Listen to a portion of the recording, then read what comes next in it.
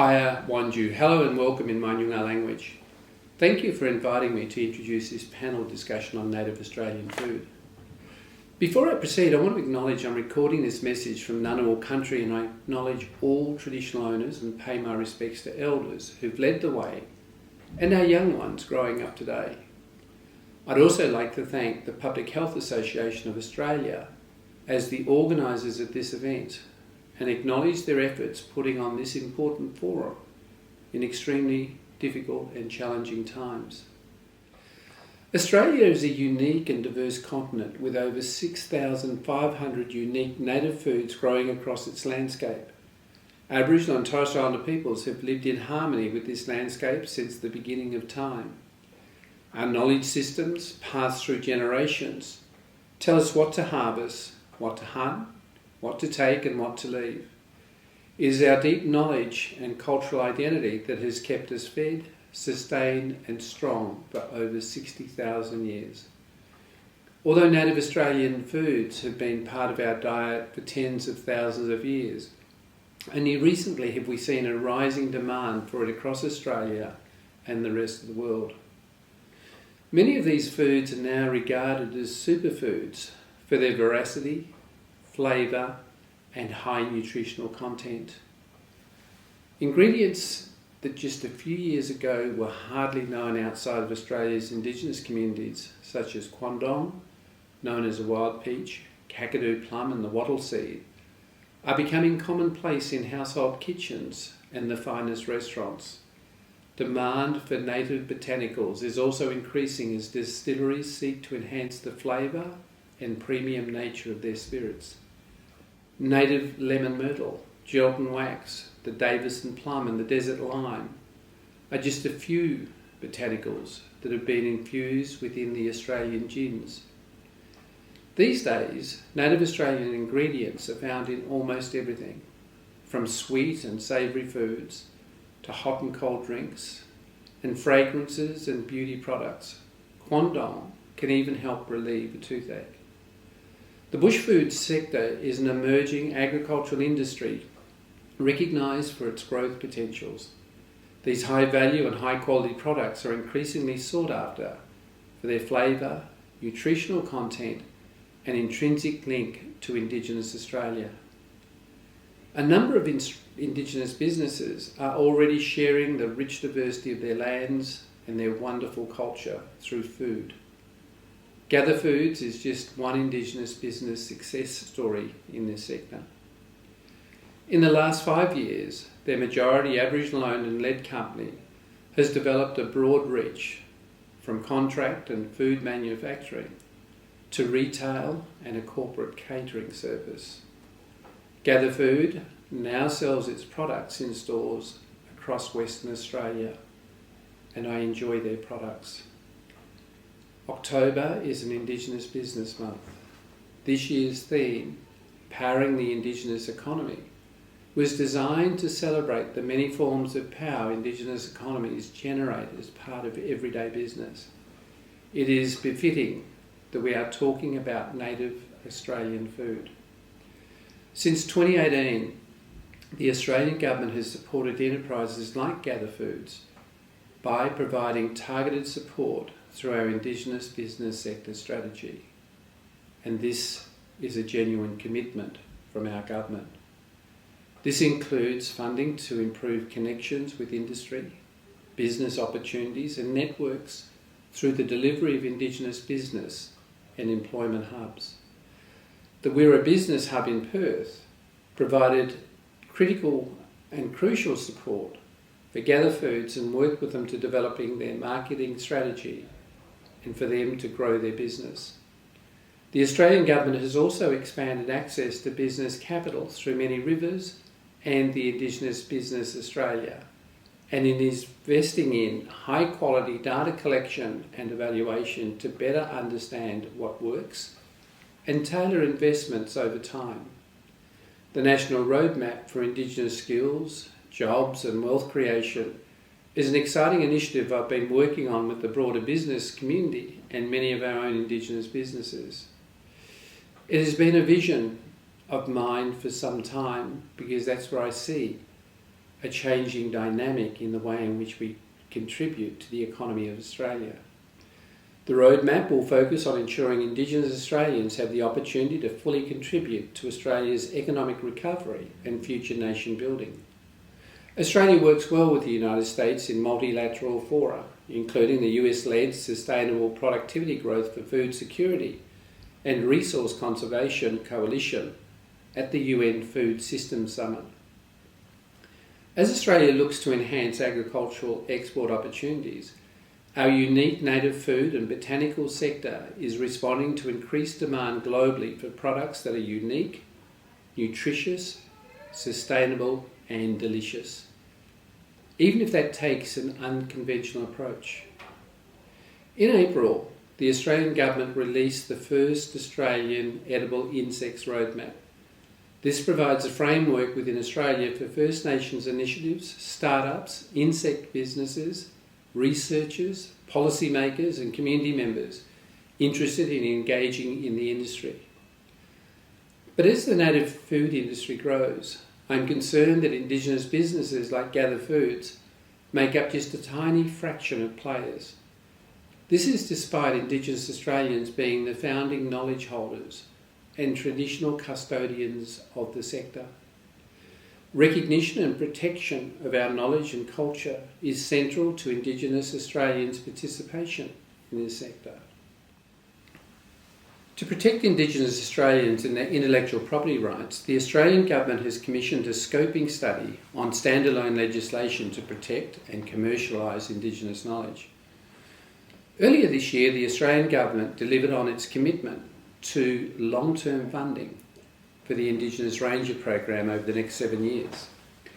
Indigenous Ranger groups hold deep knowledge of their lands and make significant contributions to environmental sciences and current approaches to managing our landscapes. Rangers across Australia are revegetating, cultivating and protecting native plant and animal species, collecting and distributing bush foods to elders and other vulnerable community members, and passing traditional knowledge onto future generations. By supporting people and businesses to protect their traditional knowledge and grow their businesses, the Australian Government is committed to improving opportunities for Indigenous Australians in the native food sector. It is an important step forward to recognise how important our traditional life is. I am committed to enhancing Indigenous opportunity in the food and beverage sector, particularly economies of scale and scope in native bush food sector.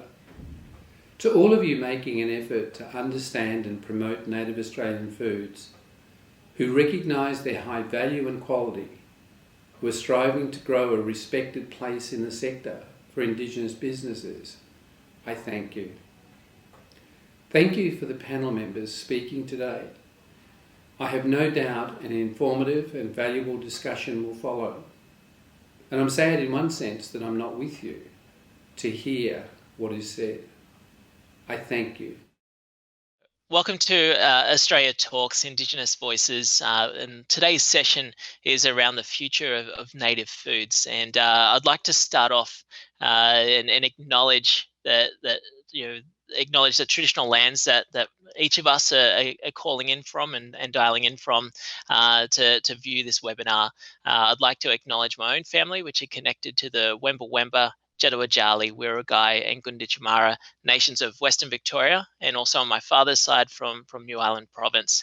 But I'd like to acknowledge and extend a warm acknowledgement to all other Indigenous peoples that are viewing the webinar, and just acknowledge your own histories, your own experiences, and also acknowledge this ongoing movement around a more inclusive, a more self-determined future for all of our peoples. I should introduce myself. My name is Benson Saulo. I'm the Consul General and Senior Trade and Investment Commissioner based in Houston, in Texas. I was very fortunate to actually come out to post and be posted in January 2021. And my jurisdiction actually covers Texas, Louisiana, Arkansas, and Oklahoma.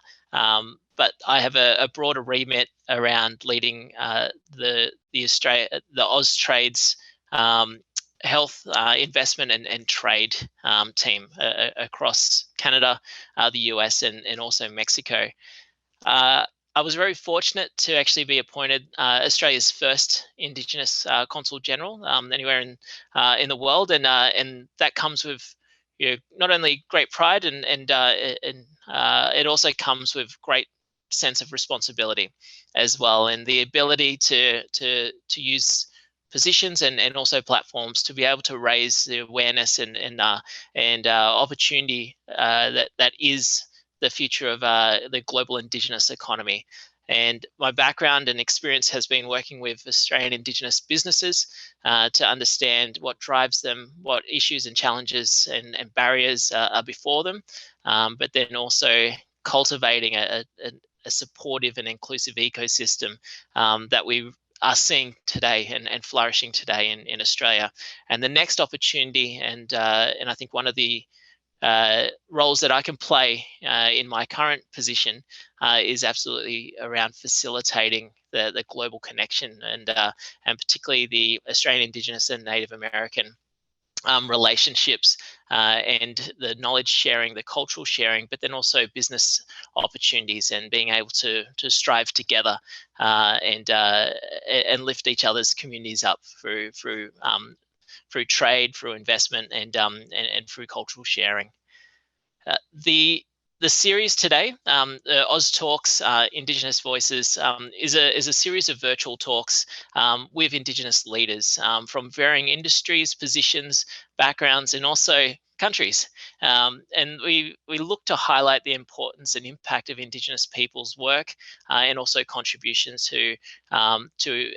to Australia's history and Australia's identity, but then also the contribution more broadly to nations and relationships. The series is hosted by the Australian Embassy in the US within the strategic communications team. So it's part of the broader public diplomacy and economic agenda, and within that is a strong focus around Indigenous engagement. Today's webinar is on the future of native foods. It will be about 45 minutes to an hour, and with some really amazing speakers and guests that will share their experience, but then also their journeys in regards to the growing movement around native foods, the challenges around the traditional and also commercial futures of this space. Also around how do we maintain respect for practices, knowledges, and also cultural and intellectual property. And then we'll also explore and touch on, well, what are some of the future opportunities within the native food spaces for First Nations groups across Australia and also the US. And it is an absolute pleasure and honor to be able to introduce our two speakers today. And it is quite special whenever you get an opportunity to be able to connect First Nations people. And what I have found in recent times, being able to connect with Native American groups across Texas and particularly Oklahoma, is that there's some amazing similarities between our people, from humor, to experiences, to vision as well, in regards to what kind of changes and impacts we want to see and want to drive within our community. So without further ado, I'd like to introduce our two speakers and give you a bit of their background, but then I'll actually invite them to share more about their experience and journey to date.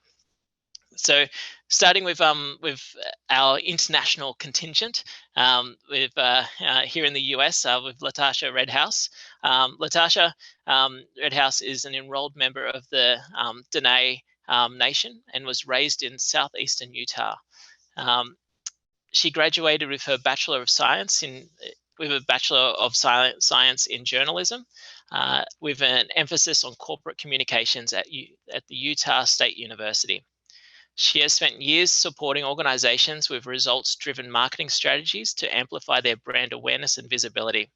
Latashia is excited to offer Native American, and I love this term, agpreneurs, So agriculture entrepreneurs, agpreneurs, with creative solutions, go-to-market strategies, and resources to help them grow their business.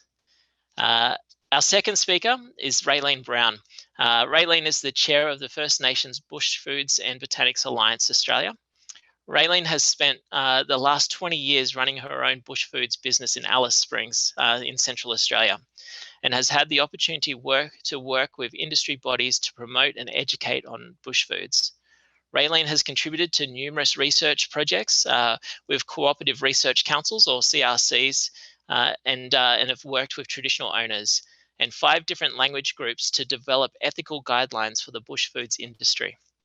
Rayleen is a strong advocate for Indigenous people in the bushfoods business, often providing insight and advice to media, organisations, and also to our own communities. One of her proudest achievements was her ability to advocate for women who wild harvest in the Central Desert area and make the food industry aware of their wonderful contribution to the sector and Australia more broadly. So thank you so much, Latashia and Rayleen, for joining today. And it's really wonderful to be able to make this connection, across borders and boundaries and across the Pacific, to 2 people that are really passionate about the importance of traditional knowledge and bush foods, but then the ability to raise awareness in what we talk about and strive for reconciliation across our 2 nations. Latashia, I'd love to start with you first. I'd really like to kind of get a sense of, a bit more about your background. Obviously I've kind of touched on some of the elements there, but I think there's a lot more to be shared. And I'm keen to understand, where you're from, but also what drives you as well. Yeah, thank you so much, Benson. That's a really great question. I think I'm reminded every day in terms of what drives me because of the producers that I get to talk to on a daily basis.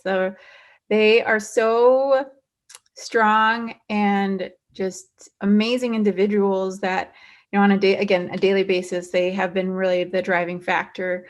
But also I think the secondary is just my family, what I want to present them at the table, whether it's locally grown, regionally grown, is it made and produced by American Indian? And I think that stems from my relationship with food. I grew up on the Navajo reservation where, we grew our own food. We had what we call a mutton fest almost every Saturday. That was just our way of gathering protein for months ahead or weeks ahead.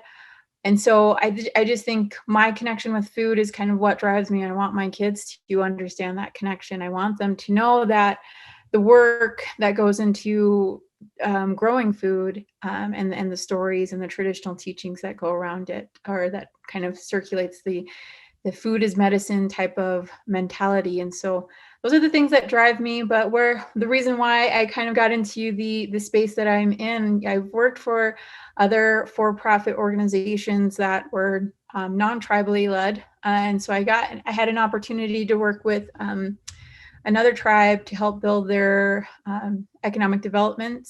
And one of their developments was a bison program, and they're looking to gather opportunities, market access. And so I just really loved working with tribal members, and I remembered working at home and just, being around that community. And so kind of just found myself there, and then found myself at Intertribal Agriculture Council.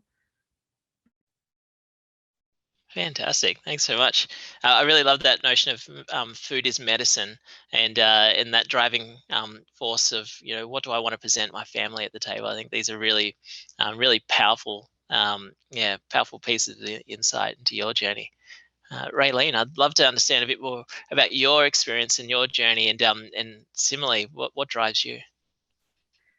I think every day I always think of those ladies out in the desert who have carried the stories, the songs for the plants that they harvest. And the journey started for me as a young girl growing up in the Northern Territory of Australia with my family, very nomadic, up and down the Stuart Highway.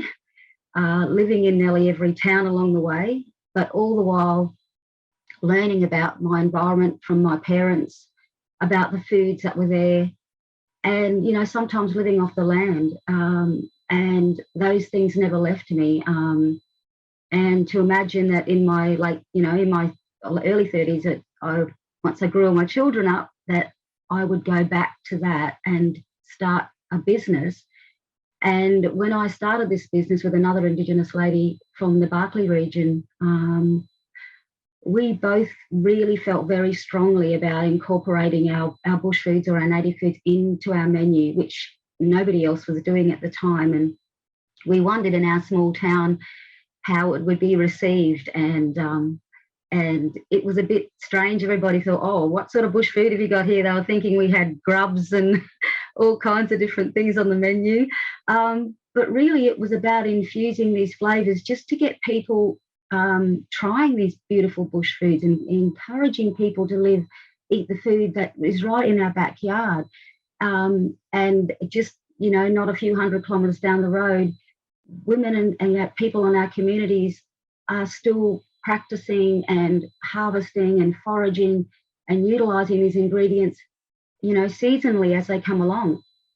And so the passion that drives me is really all the stories and the education that my parents gave me about our lands, and also those women in the desert who, without this industry in Australia, would not have really kicked off without their major contribution of tons of product like fruits and seeds harvested by hand, no machinery.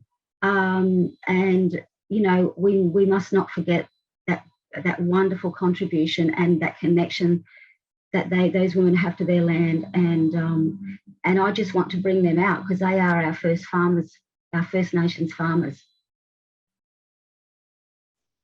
The thing that I love about that, Rayleen, is you know, it's almost like saying, you know, food is story as well, and story is so important for our peoples.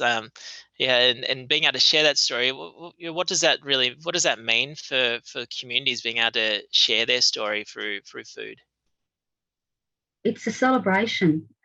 Food is like, for our people, was survival. We were so connected to our environment that we knew when the seasons were changing, we knew we'd celebrate that. We'd sing songs for those plants, and people had those as totems.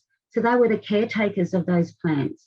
So for me, it's it's a celebration of food and survival and culture and land. It's all interconnected, and it's a beautiful story that I think we must not lose in the marketing and in the story behind the food. As I've just noticed trends across the world now that people really do want to know where these foods have come from and the history of these foods, and to know that they've been taken care of for many thousands of years on these lands is just, I feel very proud to be a part of that.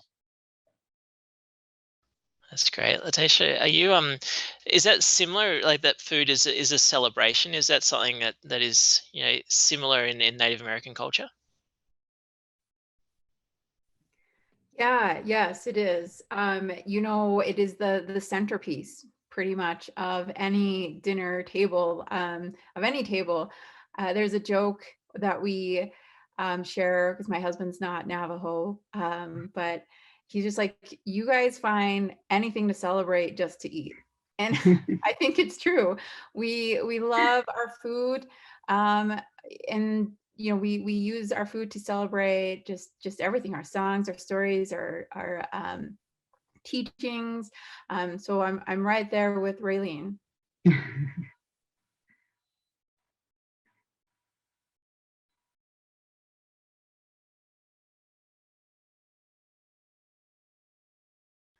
One of the challenges that is really similar across our nations, and particularly with First Nations, has been, you know, the impacts of colonization. So, you know, the breakdown of culture, communities, and often, you know, culture taking a form of being a whisper.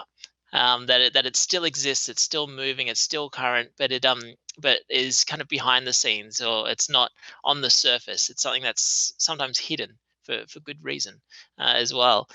I'm really keen to understand, Raylene, what have you seen in regards to, with bush foods and that knowledge going from, what has been a whisper because it hasn't been able to be spoken about widely, for fear of,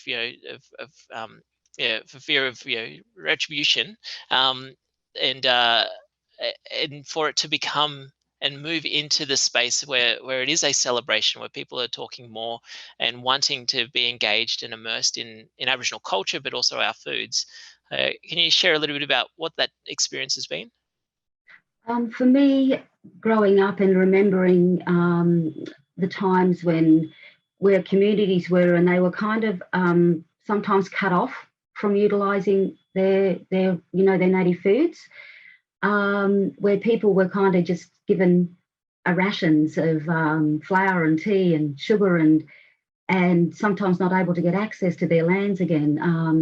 And losing that knowledge too has been a big impact on our Indigenous people right across the land, especially on the coastal areas where it's been, generations where people haven't had that access to their place anymore, and the foraging. And in a way, we're very lucky to be here in the desert where, we were kind of the last ones to be conquered, and we still had that access to land and that knowledge. But to now, for me, when I first started out, trying to introduce these ingredients to mainstream or even back to our own mob again, it was a kind of like forgotten. It was whispers, but every year, for me, it's just grown very slowly, and then all of a sudden, in the last couple of years, it's just exploded. All along, we knew our foods were so nutritional. It's what kept us and survived and thrived in these lands, and we were trying to show others this wonderful food that we lived off, and now that people are taking these products into labs and testing their nutritional values and going, oh, it's really true. This food is good. It's nutritional. Of course it is. We were healthy and well and we weren't sick. And we've been trying to tell you this. It doesn't, and we didn't have this all written down. This was all oral, knowledge passed down through language, that we knew which foods to eat. And so now we're in this new world of our bush foods, and but I hope we don't lose sight of, the important part that it's encapsulated in the culture and language of the Indigenous groups that share these beautiful foods. So, yeah. It's always the way, isn't it, where science is catching up to culture, and we're seeing that a lot more right across everything from how communities are built, strengths of communities, and all the way through to our foods and medicines. It's pretty amazing. The old fellas, they knew what was up across our communities.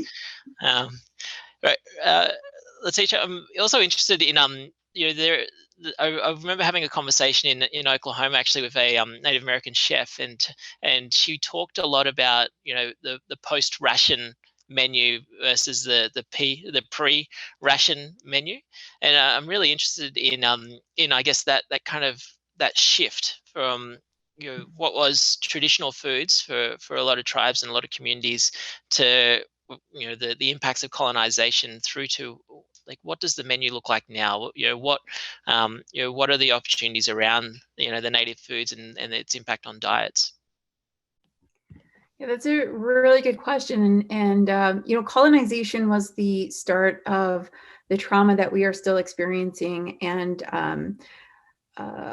working through during up to this time. Just the upheaval and sudden alteration to a whole way of life caused negative impacts on Native American peoples, including their foods and diets. Since I was a kid, it seems that Native Americans always have been that population that continuously is plagued by diabetes, obesity, or poor heart health. And the rise of poor health has been attributed to the change in our lifestyle, starting with colonization. Pre-colonial contact, Native Americans were avid hunters and gatherers. We walked miles moving from hunting and gathering grounds, working with the environment, working with our neighboring tribes. Even now, I can barely get over 2 miles on my own jog. So Native tribes were also, removed from their homelands and placed on reservations where they were forced to adapt abruptly. Once placed on reservations, Native Americans couldn't hunt or gather or live freely as they once did, and that's where they were receiving those rations, those processed foods, and they just changed their entire diet. I mean, having to adapt to learn how to cook with flour, coffee, all of these different things that were so foreign to them, really changed how their body adapted as well. But this large dooming cloud has been evaporating in the last few years. Strong movements have been initiated across Indian country or Turtle Island, pushing for food sovereignty, that right to feed oneself. Indigenous chefs are reviving traditional dishes, which in turn is increasing a reconnection with our tribal roots and celebration of culture and cuisine. Native producers, farmers, ranchers, harvesters, they're all reclaiming this traditional ecological knowledge to feed their people, community, and nation. So there's just this huge movement, like Rayleen mentioned, that has started popping up within the past few years. And I feel like this pandemic has really vocalized the strength of our Indigenous peoples and really got things moving faster and quicker as we tried to adapt during all of these COVID challenges.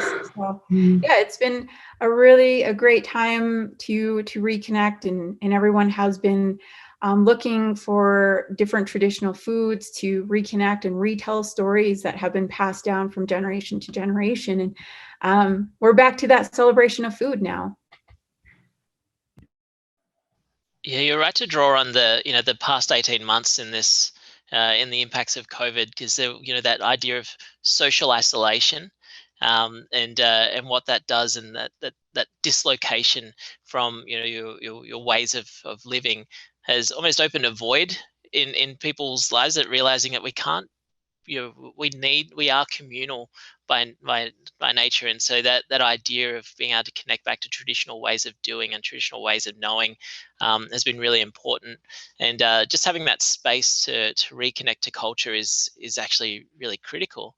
Rayleen, have you also seen similar in Australia, and in the conversations that you're a part of, that the past 18 months have really opened up this opportunity that people are wanting to immerse themselves in culture more? Yes, it's been really like a time to reconnect and reevaluate where we are. We've been forced to just slow down, and I think Mother Nature across the world has taken this opportunity too to really take advantage of the less pollution that's been around. And I'm just noticing how beautiful everything looks at the moment, even though we haven't had hardly any rain. All of our bush foods are beautiful and flowering at the moment, but it has been time to rethink where we're at. And I've got so many young people connecting with me through email, asking me about questions about bush foods. What sort of bush foods grow in my area, and where can I get some bush foods to plant in my garden, and young students that are in schools that are choosing to study bush foods, and young people that are getting into horticulture now, thinking, how can this be a part of our future? And it really gladdens my heart that this big reconnection is happening. And I'm so glad to be a part of this growth and seeing our foods being respected in the right way. As Latashia talked about, the health issues that a lot of our people have due to a change in diet. There wasn't much gluten in our diet. We were low fat, low sugar. We've got diabetes and all those things.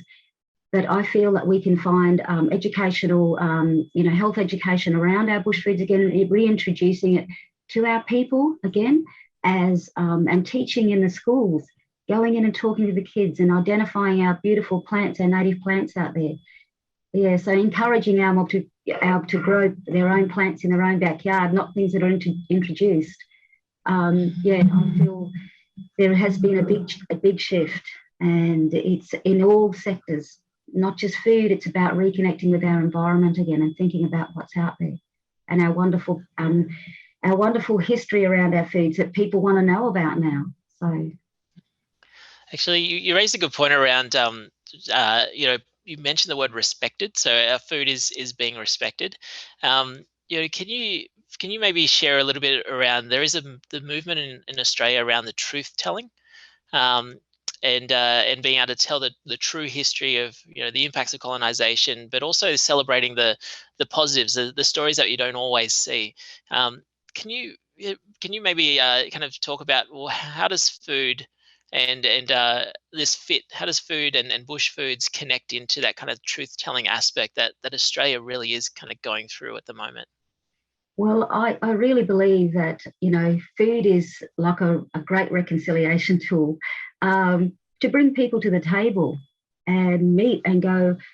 And I have just recently, in the last few years, met with many, many Australians that have come to the desert to switch off their phones, to reconnect with the environment. And I introduce them to the desert, and they look around and they go, where's the food? All I can see are dead trees and, brown grass. And I said, well, look a little closer.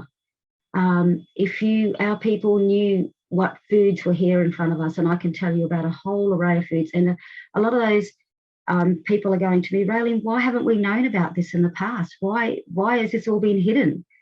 And I said, it hasn't really. We've still been eating our food and sharing it and going out hunting. And I said, but now, people are starting to see the truth about what happened here in Australia. It is about, and food is about sort of a reconciliation tool to me, in a way that's not kind of in your face, but it's kind of saying, hello, we have been here for thousands of years. We have so much connected to this land. And we have a very short history of colonisation in our country. And it is time to open those doors up and hear the true stories of this place. And I think it's a good way to do it through our bush foods. Yeah, that's really beautiful. And Latashia, are you seeing a similar movement across the US in regards to that truth telling? Is there a curiosity for the wider US population, as well as within the Native American communities? But is there a broader connection to or want to be connected to communities? Oh yeah, definitely. I think that there really has been a lot of contributing factors that have driven focus and interest in Native American foods. When we're talking about, there's this whole truth telling. We're able to share our stories through this food. It's easy, like Rayleen mentioned, it's easier to come to the table and eat and have these conversations. And so we're just doing that with our food. We're able to heal through the growing, the harvesting, the foraging, because we're reconnecting with our traditional knowledge. We're learning about ourselves. And so I heard this recently in one of a panel that I had, and this gal had mentioned, like, when she eats her food, like every single DNA in her body is just celebrating. And I felt like that was so true, because when I'm homesick and I don't see my family maybe 1-2 weeks at a time, and I make something that is kind of traditional, I feel better. I feel like I can reconnected, and I feel like that statement is true. And so, we're able to have these tough conversations and build relationships with food. And there's no better way to like cheer someone up with an amazing dish. So I'm all for that. Absolutely. One of sometimes when I get I get homesick, or feeling a bit down and out, which we all do. I make my father's dish. So these days I'm vegetarian, but he used to make this really beautiful fish curry, coconut fish curry from up in Papua New Guinea, and so I used to recreate that. And and you could absolutely, as soon as you eat it, or the smell cooking in the kitchen, it'd plant you back at home up in the village or around the community and family.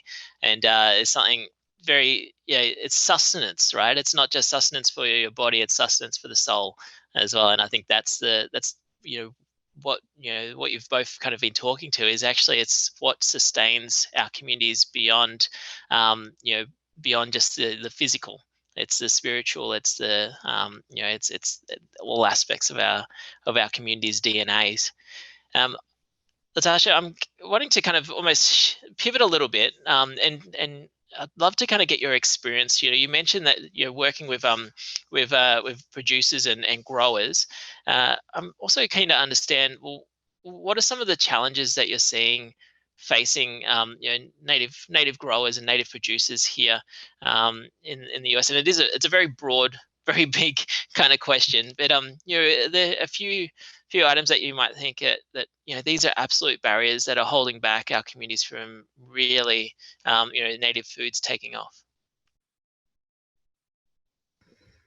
Yeah, so the challenges that Native American producers experience is the lack of infrastructure to build strong economic development or food systems. Our producers, and when I mention producers, our clients, producers, it kind of covers all of ag industry. So I assist seafood harvesters, wild rice harvesters, beef and bison ranchers or cattle ranchers, blueberry harvesters. So it's just a huge volume of different products that we get to represent. And so they all have trouble accessing financing or capital.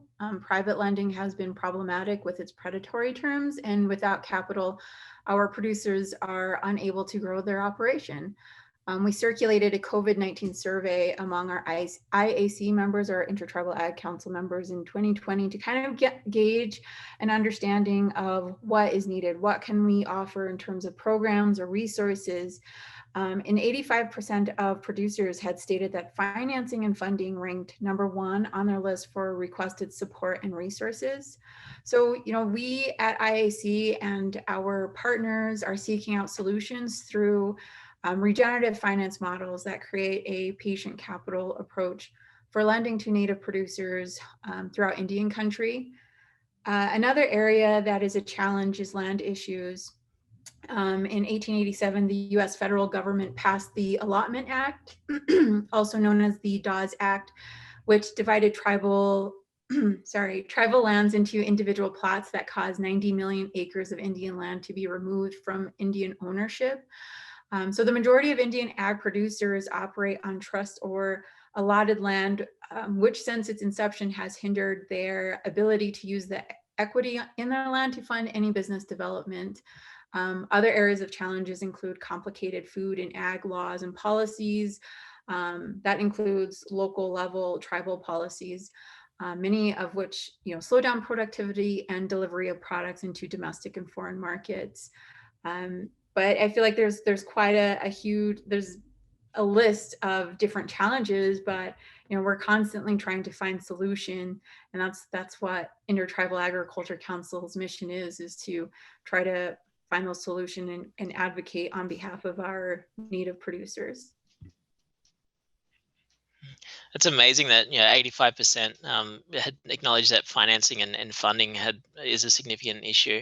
It is absolutely something that has been for the last 10 years, and Rayleen, you might be able to kind of comment on that, is very similar in Australian Indigenous businesses being able to access mainstream finance or actually develop finance. And what I would imagine is similar to the Native American experience is the lack of intergenerational wealth amongst our communities, and that is a huge challenge that isn't changed overnight and can't be changed overnight. And that's why we need to be able to shift systems and also really think about how do we shift the conversation in regards to a risk profile as well, and actually respecting and understanding the ingenuity and entrepreneurship across our communities, because you don't survive in these times if you're not if you if you don't know how to manage your money and you don't know how to run a business, and what we have seen in Australia, we've seen very successful businesses that have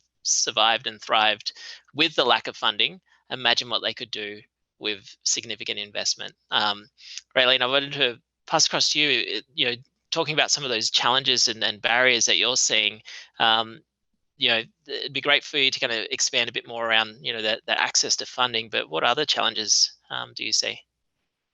Exactly as Latashia said, the same things are hindering our Indigenous business growth here as well. It is that infrastructure. It is we haven't got a history of our being in business and understanding all of that, but we have the drive, and we work very hard, but we just sometimes feel like ducks in water, not getting very far. And the sad thing is for us in Australia that of this whole industry, the native foods industry, Aboriginal people only represent on very small statistics of around 3% of the whole industry, of $1 billion industry. So these things that are stopping us are, access to services out in remote regional areas, believing that we can be successful in business and helping us to find those strong pathways into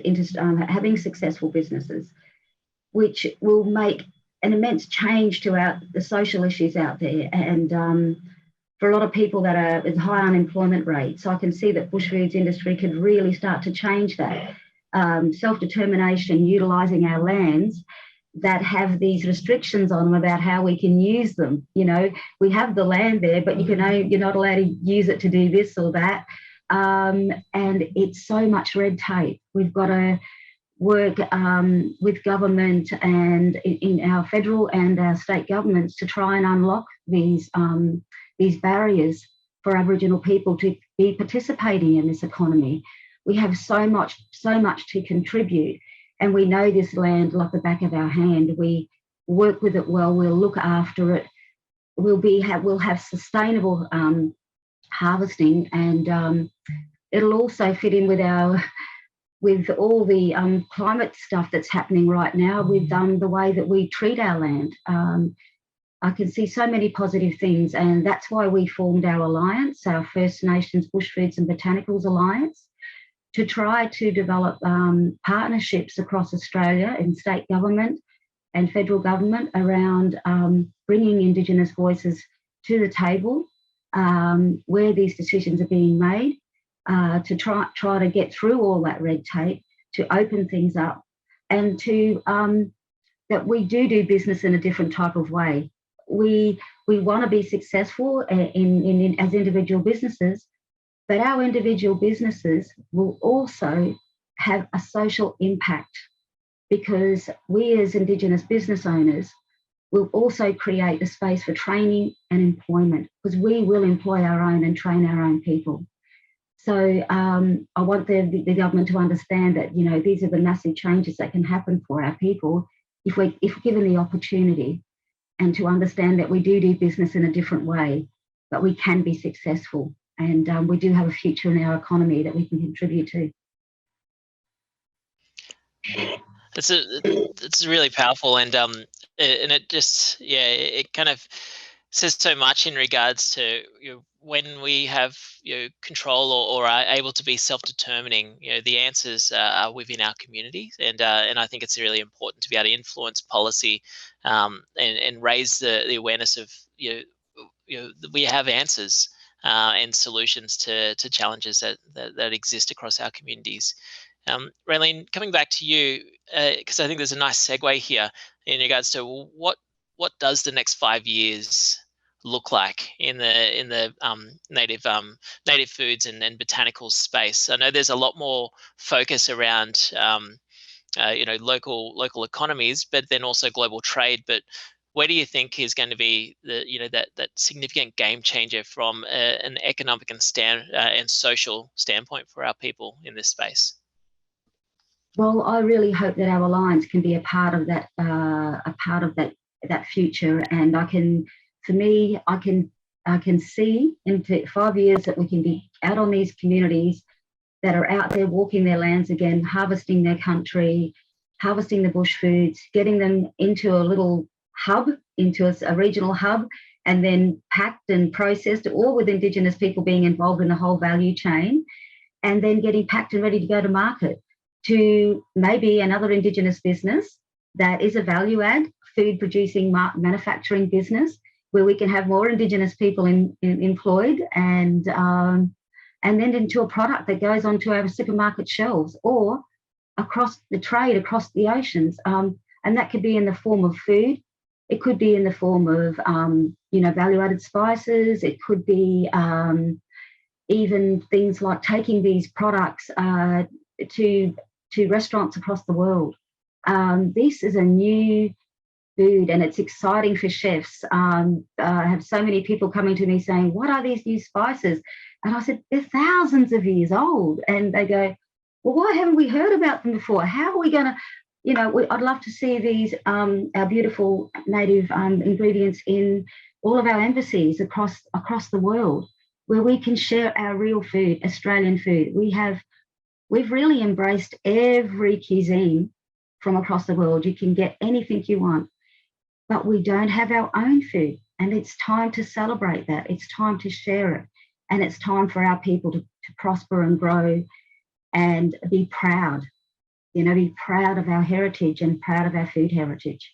So that's what I see. I'm really positive, and I've had to be, though, because to come from where I have 20 years ago to where things are now, I can see the growth. I can see things are just blossoming. So that's what I want to see in the future. That's amazing. It's such a powerful vision, and your passion it actually just comes through the screen. It's really powerful. So thank you for sharing your vision. I think that's something that I think there's a lot of people that share that similar vision to you, and Latashia, I'm really keen to kind of get a sense of what's your vision for the next 5 years in this space, and is there alignment with Rayleen, or where are you going? Oh, yes, totally. I think there is an extreme parallel with Rayleen. I would love to see more Native American produced foods in our embassy, in our legislative offices. I want every single household in the United States to have some kind of staple or pantry staple that is made and produced by American Indian. I don't want to, I want consumers to be educated rather than, having them reach out to say, I don't know what Native American foods are or what it is. I want them to be educated. So I think within the 5 years is a good amount of time to continue to educate and market and share these stories and really facilitate the relationships that will continue to grow, a bolstering economic opportunity for the producers I represent, but also really captures the stories and cultural sharing from the traditional or tribal producers. Amazing. It's one of those really great parallels, as you said. It's I think there is a unified vision of where we'd like to take Indigenous peoples globally, and it's a really powerful notion that we can be, oceans and oceans apart, and yet have a common dream or a common mission, which is powerful. I'm also really interested in, when I grew up in Tamworth, and there was a wonderful elder in Wiradjuri country, around kind of Dubbo area, and one of the strong message was, in order to protect culture, you have to share culture. And I think there's a really beautiful element there, but then there's also, on the other side of that, is how do you also protect cultural integrity, cultural knowledge, and also intellectual property, and how do you maintain, without giving it all away, but how do you maintain the knowledge, and also the structure of how knowledge is also handed down. Rayleen, I'm sure you would have come across this quite a lot in your work, but how do you maintain that intellectual and cultural property and integrity? For me, I think the way to go is by recognising where product is from, by recognising the local clan or group that were utilizing these ingredients, you know, where the history around that plant is. You know, we have the scientific names of our native plants now, but we can trace back where those plants originally were grown from. So that's a way of, for me, that's a great way of protecting it, the history around the plant use. And because some of our plants grow in, you know, wider regions, you know, just for example, our bush tomato, which the industry has called a bush tomato. And when I told the ladies out on country that they were calling it a bush tomato, they were going, that's not a bush tomato. They said, you know, that's a kajara. And a kajara is the name for that plant and that fruit. And so, and then you step across the border, not the border, but our clan group borders, and you go into the southern part of the desert where that same plant grows, and they call it kamparata. So we can, for me, I think that's a great way to look at the plant history, and also with that knowledge sharing down through the generations, those families are already aware of that. So we can pinpoint where our produce is coming from. We can identify the language group and the clan groups with that as well. And I think that can be done. I mean, I've heard of a friend of mine went to Ireland, and they are great on potato chips over there. And she said to me that on the back of their potato chips, they actually identify the farm and the region where that potato came from. So I said, surely we can do that in Australia, where we can identify these wonderful products that have that connection, their Indigenous name. We can also go back to that scientific name to make sure we're following all the rules and regulations. But I think that way, then you're going to have that continuous sharing of knowledge through the generations. People will put an importance on making sure that happens. The elders will. And when it goes up the value chain, you'll know exactly where these products are coming from.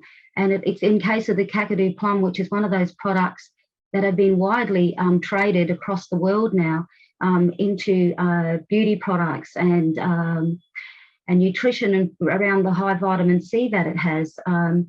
You know, it comes from a wide range of different tribal groups around the coastal areas of Australia. But we can identify exactly when they're coming into the market where those products have come from. I think this is a great way to do that, you know, to put our stamp of ownership over that plant before it even leaves the ground. And we can let that knowledge follow through onto the product. Amazing. That's so good. And Latashia, I'll ask the same question. Like, how do you protect cultural and intellectual property and practice? But then also, you know, building on Rayleen's response, how do you build technology into this as well? It's a really, really good question. You know, I think the major thing right now is ensuring tribal producers or tribal nations are credited with their contribution, whether it's their contribution in transforming the ag industry or their contribution in transforming the food system supply chain, whatever. I feel like there should be some kind of credit given.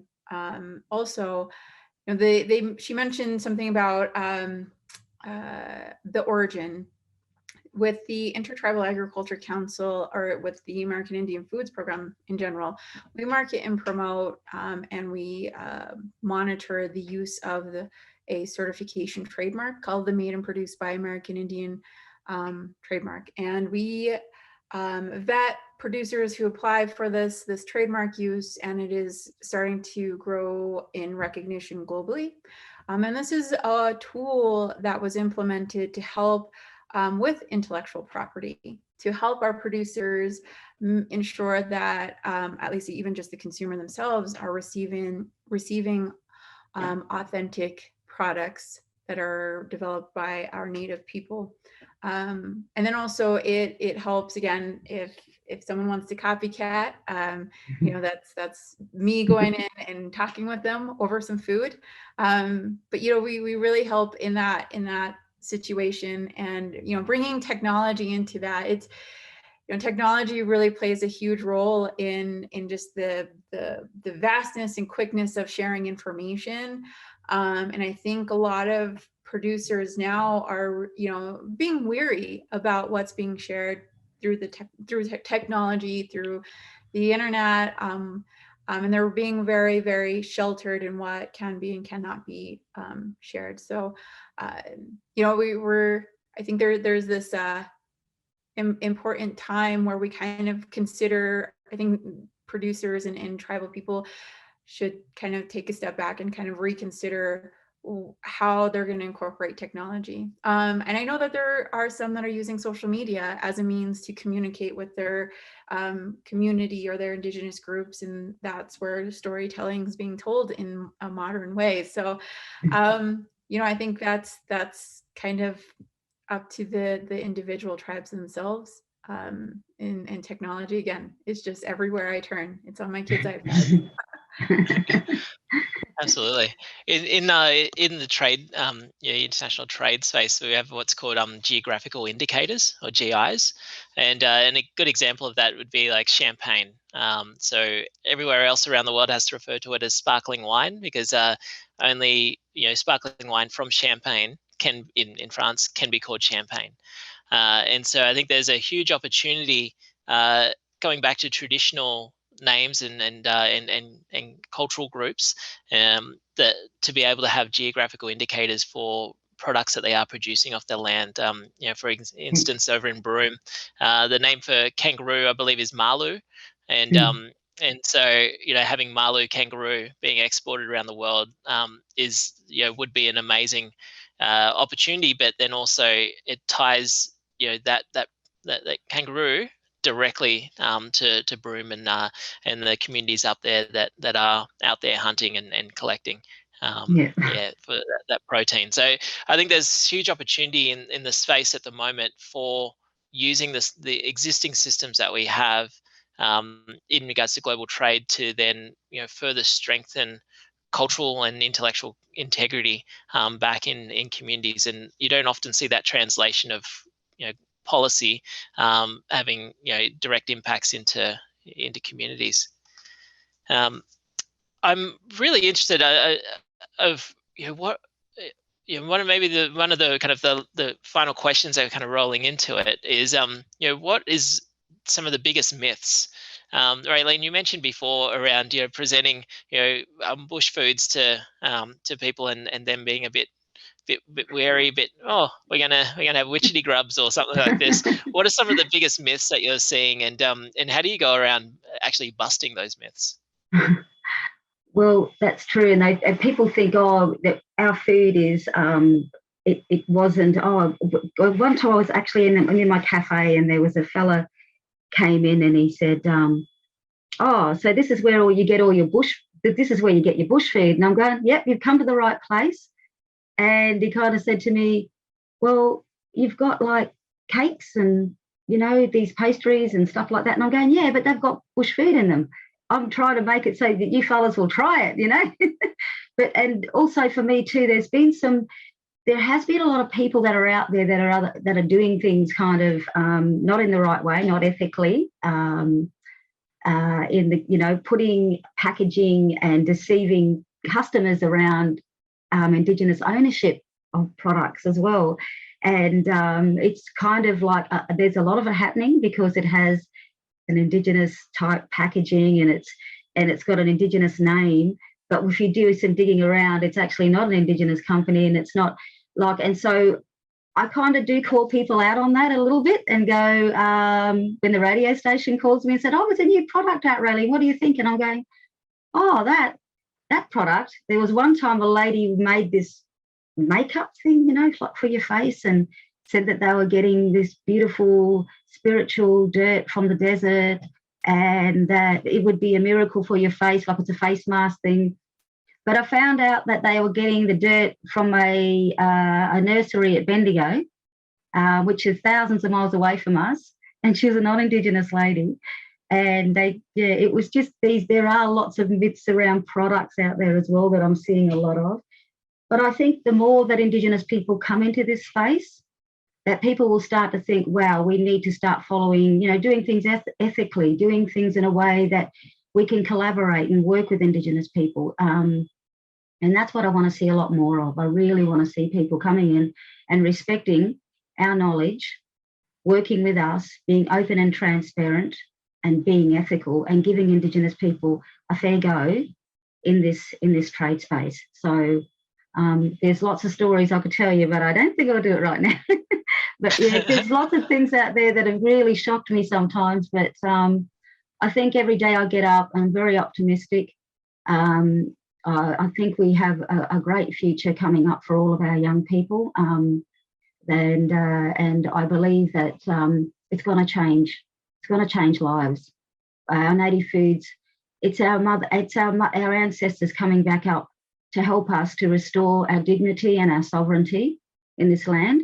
And it's a way to connect us back to our land and feel like, you know, we belong and we're a part of this, and we have a massive history in this country. So yeah, that's how I feel for the future.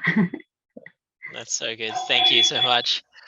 Latashia, what yes, similar question. Like, what are some of the myths that you're needing to bust, and what when what do you hope that kind of leads to? Yeah, when I'm thinking about globally, the global market, some of the myths that we get thrown our way is that U.S. ag is just this industrialized, just extraction-based type of agriculture, and the foods are just so processed or unhealthy, or there's this huge movement for sustainability and regenerative agriculture within the U.S. And so I want to share that not all of U.S. agriculture is this big, take everything industrialized industry. And because we're based in the U.S., that's typically one of the myths that we receive, is that, oh, you probably use pesticides, or you don't use cover crop. So we really want to kind of share those misconceptions or myths. And the other thing is, sometimes when I'm talking to consumers or potential buyers, they're like, well, I can't really change the food system, or I can't change the supply chain. I want the consumers to know that they are very important in this whole circle of things. They can use their buying power to really push for more support of Indigenous people's products. We could use their support in pushing for more or less impact on the environment and climate. But also they could also help us push for more social justice type of kind of equity and inclusion type of movements in the food supply chain. So, those are the two myths I typically get a lot of, is I'm just a consumer, customer. I really can't change the whole landscape, but your dollar can really be used to vocalize the needs. And so I think those are the two kind of myths that I get. But overall, I think I'm right there with Rayleen. I just want to see more of our traditional foods celebrated and being acknowledged in any space they are in. Beautiful, and that's a really great way to wrap up the webinar. And I think there is great cause for celebration. I think both of you as absolute leaders and advocates in this space, and just seeing each of your passion and drive that it's amazing to see that we have come so far in this movement, and the role of food is absolutely fundamental to bringing back, and using Rayleen's words, dignity and sovereignty back to our peoples is a really powerful mission to be a part of. So thank you both for your wonderful insights and wisdoms, and for your continued work in this space. And thank you everyone for tuning in and being a part of AUSTALKS, Indigenous Voices and the future of native foods. As I've mentioned at the beginning, this is an ongoing virtual series that brings together Indigenous leaders from varying industries, positions, and backgrounds, and across countries to share the wonderful work and the importance and impact of Indigenous people, their work, and also their contributions to their communities and communities more broadly. I'd like to also acknowledge Indigenous Business Australia, or IBA, for their support in co-hosting today, and looking forward to their continued work within this space and supporting Indigenous businesses to scale and grow and increase their impact. I'd also like to do a special thanks to our team at the Australian Embassy in the US, from the Strategic Communications team, that are leading their public diplomacy and economic agenda around Indigenous engagement. And it's the work that we're very fortunate to be able to lead and support in regards to connecting to that global Indigenous dialogue that is actually raising awareness, bringing people together, identifying connections, and then also looking to strive towards opportunities together. And food is a great place to start. Business is a great place to start, and culture is always the foundation for all things that are important. So, thank you all for taking the time and listening to our wonderful speakers today.